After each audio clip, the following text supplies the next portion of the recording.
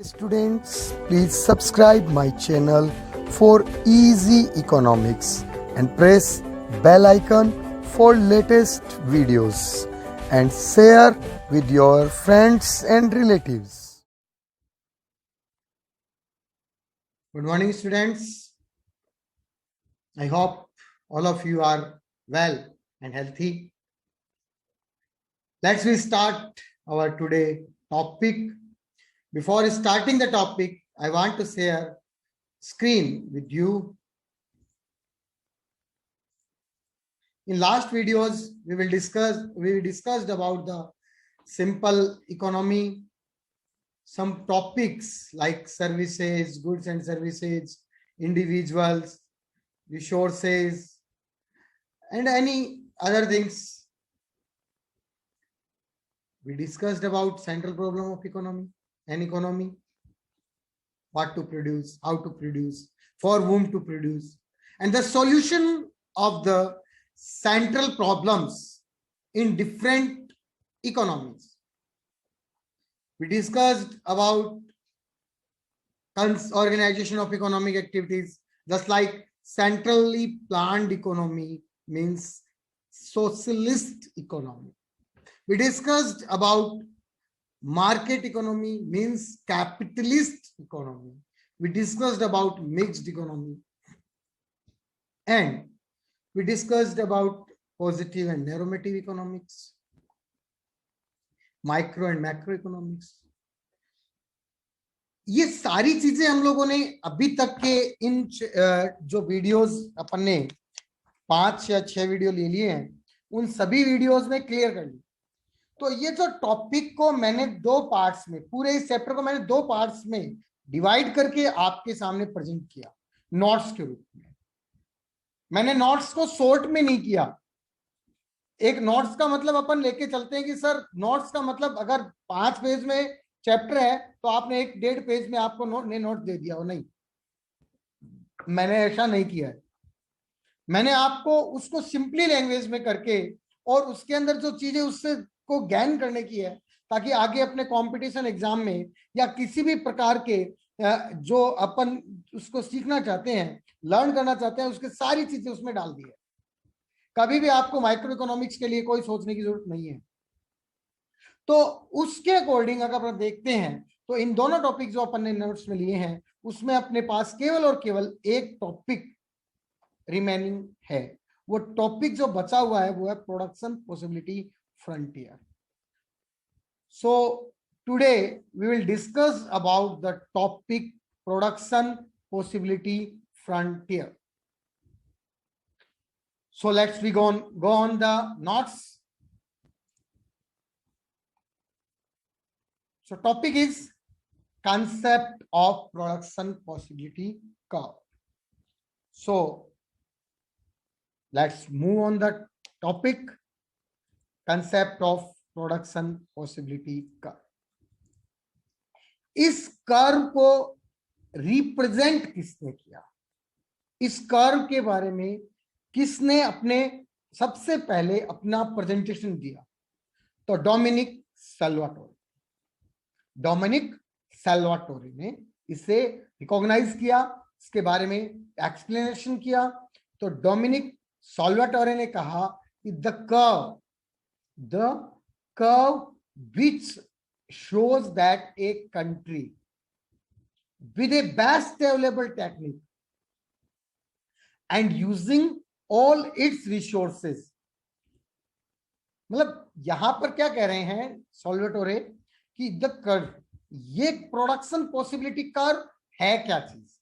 तो उसके लिए इन्होंने ये कहा कि साहब प्रोडक्शन पॉसिबिलिटी कर्व की अगर आप बात करते हो तो production possibility curve, the curve which shows that a country with its best available technique and using all its resources, 2 चीजों की बात की है.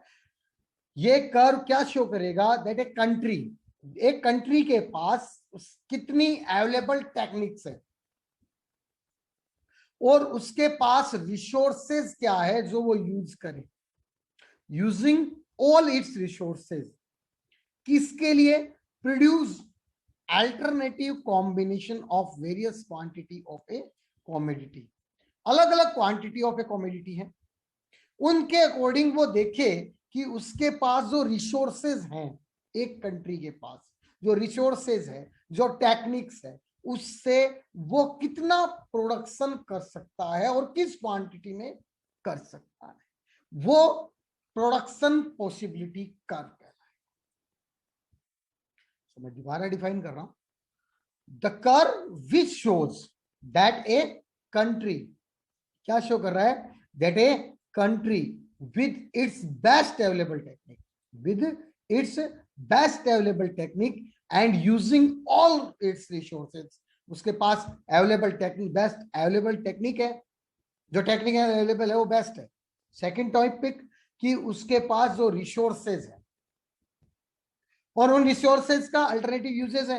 तो यहां पर उसको देखना है कि उन बेस्ट टेक्निक से, उसके पास जो रिसोर्सेज है उनसे वो जो वेरियस प्रोडक्ट्स हैं या कॉमोडिटीज हैं उनकी कितनी क्वांटिटीज को प्रोड्यूस कर सकता है, वो जो शो करेगा वो प्रोडक्शन पॉसिबिलिटी कर्व शो करेगा।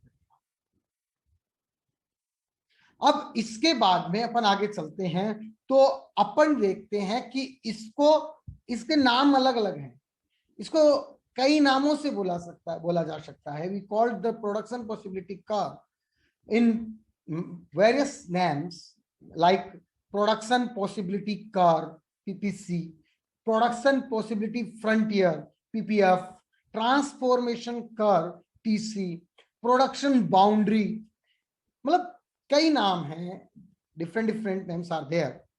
Production possibility curve, production possibility frontier, boundary production, production transformation curve, ये कई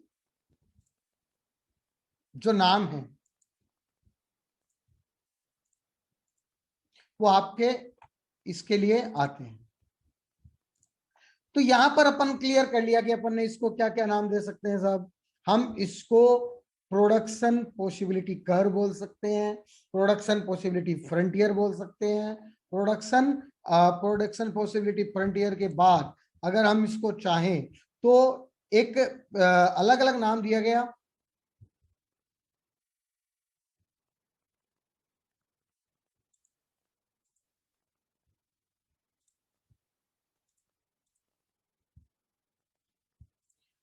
तो चार नाम हो गए प्रोडक्शन ट्रांसफॉर्मेशन कर्व, ये नाम इनको बोल सकते हैं, 4 नाम्स। अब ये होता क्या है, क्या शो करता है, प्रोडक्शन पॉसिबिलिटी कर्व, जैसे कि नाम से ही पता है कि प्रोडक्शन पॉसिबिलिटी कर्व, कितना प्रोडक्शन कर सकते हैं, इज एक कर्व, ये कर्व है, shows all the possible combination, क्या शो करेगा, all the possible combination of two commodities.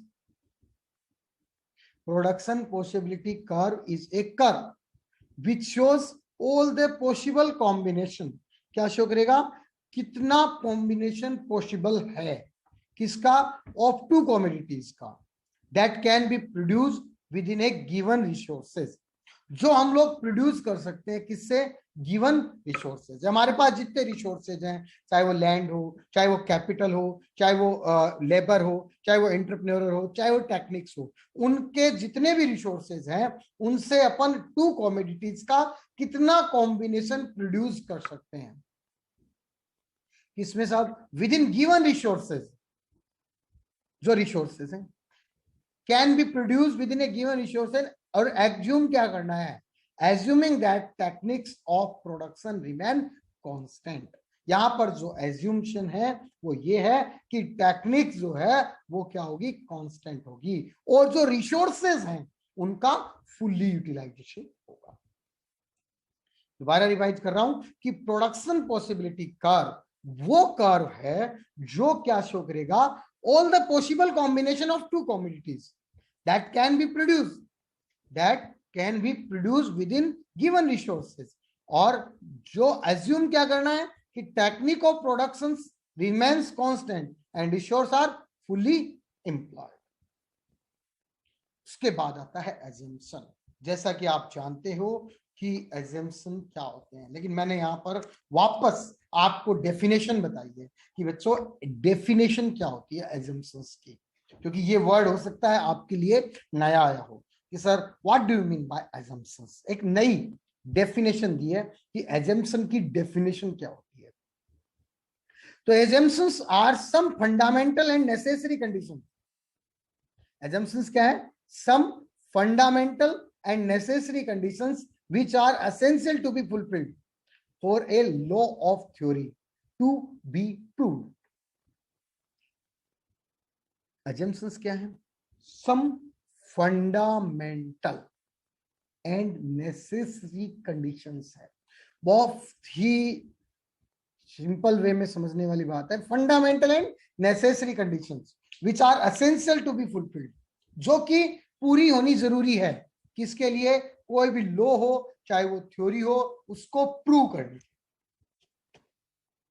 यानी अब इसको मैं थोड़ा सा क्लियर कर रहा हूं। और एजम्पशन, एज्यूम दैट, हम लोग कई बार मानते हैं एज्यूम दैट, कई बार अपनी लैंग्वेज में आ जाता है बेटा एज्यूम दैट। तो एज्यूम दैट क्या है? Assume assumptions are some fundamental and necessary conditions which are essential to be fulfilled, किसके लिए? for a law or theory to be proved। एक फंडामेंटल और नेसेसरी कंडीशन है किसी भी, क्योंकि देखिए इकोनॉमिक्स में मैंने आपको पहले भी एक वर्ड बताया था कि इकोनॉमिक्स कभी भी कोई बाउंड्री वॉल में उसके जो लॉ हैं, रूल्स हैं, थ्योरी हैं, उनको प्रूव नहीं किया जा सकता। उनको प्रूव करने के लिए सोसाइटी में जाना पड़ता है। तो कुछ न कुछ एजम्पशंस को अपन को मानकर चलना पड़ता है। तो एजम्पशंस मींस एज्यूम दैट। तो वो एजम्पशंस क्या है वो देखिए। अपन को पहली एजम्पशन ये है कि two types of goods there is a given amount of to produce. हमारे पास दो टाइप के गुड्स होंगे, उनकी अमाउंट, गिवन अमाउंट, अमाउंट का मतलब आपको एक क्वांटिटी डिटरमाइन करनी होगी कि ये चॉइसेस बन सकता है, बन सकता है। मतलब दोनों क्वांटिटी, दोनों के लिए क्वांटिटी दे देगा कौन? आपको क्वांटिटी देगा पीपीसी, प्रोडक्शन पॉसिबिलिटी कर्व। ये गुड्स हैं और इनकी इतनी क्वांटिटी प्रोडक्टिव कर सकते हैं। और जो रिसोर्सेज हैं वो हमारे पास क्या है? फिक्स्ड है। थर्ड पॉइंट है रिसोर्सेज आर फुल्ली यूटिलाइज्ड। अब बच्चों फुल्ली यूटिलाइज का मतलब क्या है? फुल्ली यूटिलाइज का मतलब है नाइदर अनएम्प्लॉयड और नॉर अंडर एम्प्लॉयड। मतलब ऐसा नहीं है कि वो काम में नहीं लिए गए हों, या काम में तो लिए हैं लेकिन उनकी जितनी कैपेसिटी है उससे कम, अंडर एम्प्लॉयड। मेरी कैपेसिटी 8 घंटे काम करने की है लेकिन मुझे 4 घंटे काम में लिया जाता है तो मैं अंडर एम्प्लॉयड हो गया, और मुझे काम में ही नहीं लिया जाता तो मैं अनएम्प्लॉयड हो गया। तो नाइदर अंडर एम्प्लॉयड और सॉरी नाइदर अनएम्प्लॉयड और नॉट अंडर एम्प्लॉयड। तो ये भी नहीं है, यहाँ पर पक्का है कि जो रिसोर्सेज हैं उनको फुल्ली यूटिलाइज किया जाएगा, रिसोर्सेज फिक्स होंगे, और जो अमाउंट होगी उनकी, जो गुड्स हैं उनका type of goods there is a given amount is to productive. उसके बाद जो टेक्नोलॉजी है, जो state of technology is constant, मतलब टेक्नोलॉजी चेंज नहीं होगी। और resources are not equally efficient in production of all product. जो रिसोर्सेज हैं वो सारे एक जैसे उपयोग में नहीं आ सकते, क्योंकि equally efficient in production of all product. तो ये 5 अपने पास क्या के अपना एक प्रकार से इनके assumptions आ गए। Goods, two types of goods, there is given amount of reproductive, resources are fixed, resources are fully utilized, technology is constant, resources are equally efficient in production of the all production। ऐसे के मतलब equally efficient यहाँ नहीं निकला कि not equally efficient, यहाँ word पे गौर कीजिएगा, not equally efficient in production of all products. जैसे फर्स्ट यूनिट से जो प्रोडक्शन हुआ वो सेकंड से नहीं हो रहा, सेकंड से होगा वो थर्ड से नहीं हो रहा। तो यहाँ पर ये कहा गया not equally efficient in production of all products. अब मैं लेता हूं फीचर्स ऑफ पीपीसी। तो फीचर्स ऑफ पीपीसी क्या है? पहला जो फीचर है प्रोडक्शन पॉसिबिलिटी कर्व का वो है कि PPC is a downward sloping curve. Downward यानी लेफ्ट टू राइट, ऊपर से नीचे की तरफ। क्यों साहब? क्योंकि if we want to increase the production of one commodity then we have sacrifice the production of another commodity because resources are fixed। क्योंकि अपन ने assumptions में क्या लिया, resources are fixed.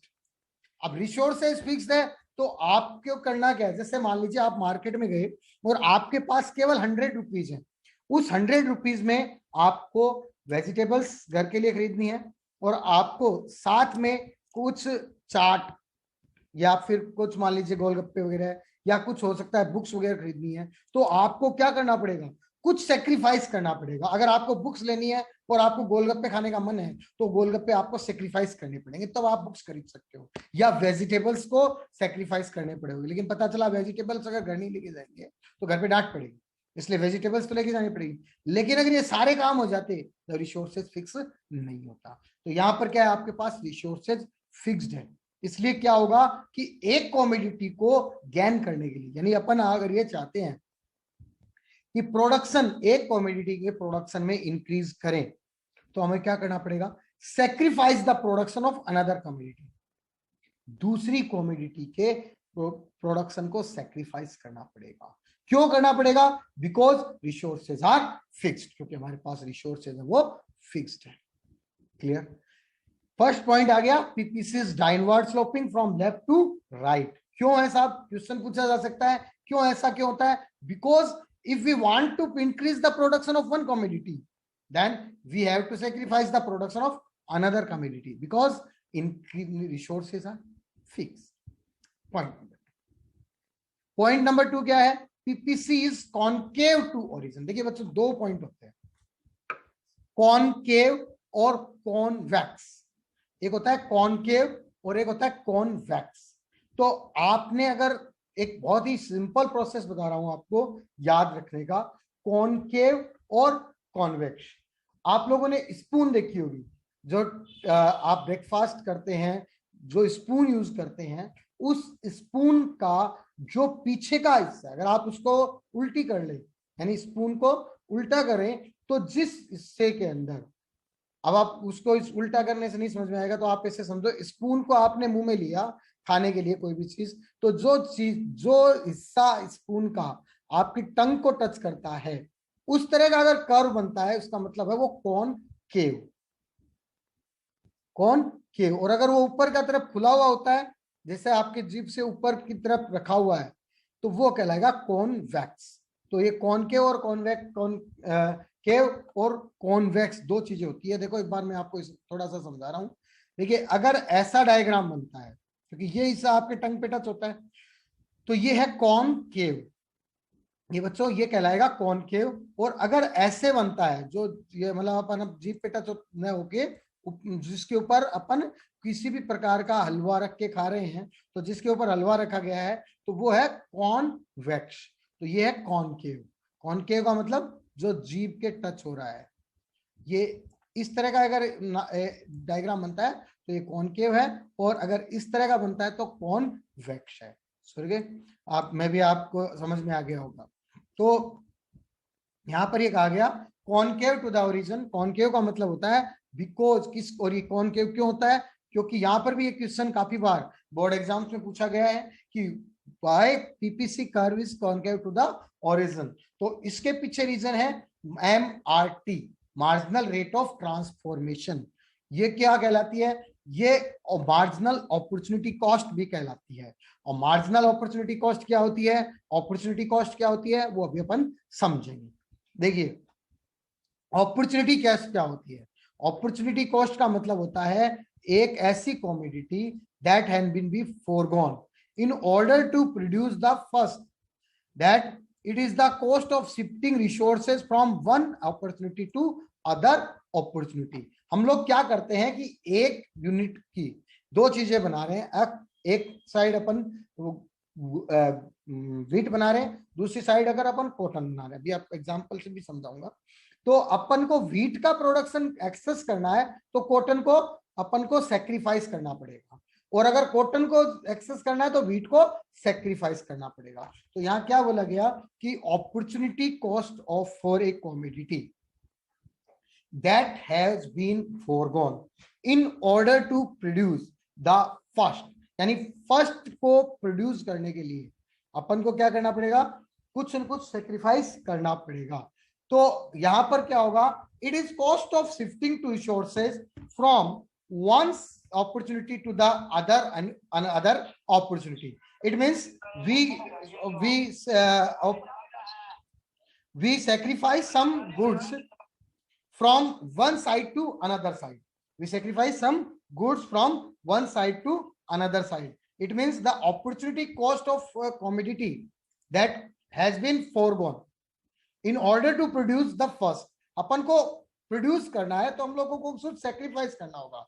It is the cost of shifting resources. ये क्या है, shift resource को shift करना है one opportunity to another opportunity. एक चीज को प्रोड्यूस करने के लिए अपन को क्या करना है, दूसरी को एक का सेक्रीफाइस किया, दूसरी को प्रोड्यूस किया, तो वो कहलाएगी अपॉर्चुनिटी कॉस्ट. अगर सिंपल लैंग्वेज में मैं आपको समझाऊं कि जैसे कि एक चीज का, दो चीजों का प्रोडक्शन कर रहे हैं, रिसोर्सेज तो हमारे पास क्या है, जैसा कि अपन ने एजम्पशंस देखे, उन एजम्पशंस में क्या देखा, रिसोर्सेज आर फिक्स्ड.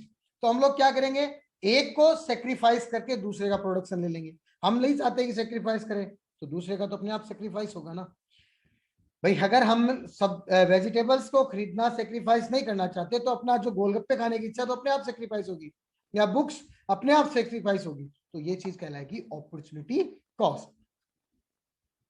उसके बाद में अपन आते हैं अगली, मार्जिनल अपॉर्चुनिटी कॉस्ट और मार्जिनल रेट ऑफ ट्रांसफॉर्मेशन. देखिए दो टॉपिक आते हैं, एमओसी और एमआरटी. तो point number 1 MOC, marginal opportunity cost, और point number 2 marginal rate of transformation, MRT. So listen carefully that MRT, what do you mean by MRT? देखिए इसको अपन mathematical वे में ले लेते हैं. MRT is the rate of at which the quantity of output of one commodity is sacrificed. MRT क्या है, is the rate. MRT वो rate है which the quantity of output of one commodity is sacrificed to produce more quantity unit of the other commodity. एक unit को sacrifice करके दूसरी unit को कि ज्यादा क्वांटिटी को गेन करना है, वो एमआरटी है, मार्जिनल रेट ऑफ ट्रांसफॉर्मेशन, या अपन मार्जिनल अपॉर्चुनिटी कॉस्ट कह सकते हैं. मतलब अपन ने क्या किया, अब इसको मैथमेटिकल वे में ले, फॉर्मूले के रूप में, MRT is equal to unit of one good sacrifice, unit of one good sacrificed divided by one additional unit of other good produced. यानी हम लोग क्या कर रहे हैं, एक यूनिट को सेक्रीफाइस कर रहे हैं और दूसरी की क्या गेन कर रहे हैं, उन दोनों को डिवाइड करेंगे तो हमारी एमआरटी आ जाएगी. यानी rate at which the quantity, जैसे सपोज करो हमने एक यूनिट सेक्रीफाइस की और उस सेक्रीफाइस करने से जो एडिशनल क्या गेन हुआ, उन दोनों को डिवाइड कर लो, जो आएगा वो एमआरटी आएगा. तो MRT is the rate at which the quantity of output of one commodity is sacrificed to produce more unit of other commodity. किसके लिए प्रोड्यूस करनी है, जो दूसरी यूनिट अपन को गेन करनी है. तो MRT is equal to unit of one good sacrifice divided by one additional unit of other good produced. Okay, maybe it is clear. और अब अपन को ये पॉइंट्स क्लियर होने के बाद वीडियो लंबा बन जाता, इसलिए मैंने नहीं बनाया. अभी इसी के साथ दूसरा वीडियो भी साथ में दे दूंगा, जिसमें मैं आपको विद एग्जांपल ये मार्जिनल अपॉर्चुनिटी कॉस्ट और ये सारी चीजें क्लियर कर रहा हूं. तो यहाँ पर पीपीसी की जो फीचर्स हैं वो है डाउनवर्ड स्लोपिंग और कॉनकेव टू द ओरिजिन. ठीक है, मिलते हैं अगले वीडियो में. प्लीज आप लोग पूरा वीडियो देखें, कहीं भी कोई भी प्रॉब्लम आती है तो तुरंत कॉल करें, मैसेज करें, सब कुछ आपको मिलेगा. इवन मेरा मोबाइल नंबर भी मैं आपको स्क्रीनशॉट इसमें डाल रहा हूं. किसी के पास अगर मोबाइल नंबर नहीं है तो वो भी कॉल करें, फ्री ऑफ कॉस्ट है. किसी भी प्रकार की कोई भी इश्यूज होने पे आप मुझे क्लियर पूछ सकते हैं, मैं आपको हर तरीके का सॉल्यूशन दूंगा. इजी टू इजी तरीके से इकोनॉमिक्स समझाने की कोशिश करूंगा. फिर भी आपको कोई इश्यूज होता है, कभी भी आप कॉल कर सकते हैं, फ्री ऑफ कॉस्ट है. मिलते हैं अपन नेक्स्ट वीडियो में. Thank you.